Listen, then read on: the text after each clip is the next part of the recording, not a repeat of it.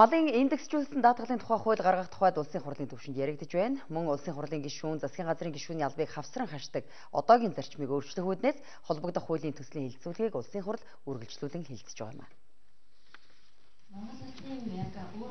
За сүүлийн 10 жилийн хугацаанд малын индексжүүлсэн даатгалын тогтолцоо 3 аймагт туршилтын журмаар хэрэгжүүлсэн үр дүнгээ өгсөн мал аж ахуйг эрсдлээс хамгаалах оновчтой тогтолцоо гэдэг нь нотлогдсон гэж улсыг хурлдах Монгол Ардын хувьсгалт нам Монгол үндэсний ардчилсан намын шударга бас эвслийн бүлгийн төлөөлөл үзэж байна. Эвслийн бүлгийн гишүүдийн хувьд цаашдаа малын индексжүүлсэн даатгалын тогтолцоог нийт аймагуудад нэвтрүүлэх үүднээс тусдаа бий даасан хууль гаргах нь зөв гэсэн байр суурьтай байна. Өнөөдөр энэ даатгалыг Монголын даатгалын 5 компани эрхэлж байгаа. Цаашдаа чөлөөтэй өрсөлдөж энэ даатгалыг эрхлэх бололцоотой.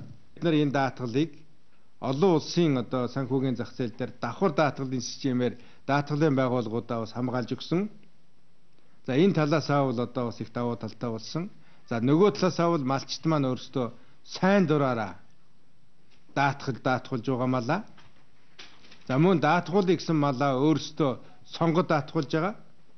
За мөн даатгалын компани өөрөө сонгож үйлчлүүлэх эрх нь бас нэгдэж байгаа. За ийм учраас аль талын эрх ашигт нийцсэн ийм тогтолцоо бий болохыг зорж байна.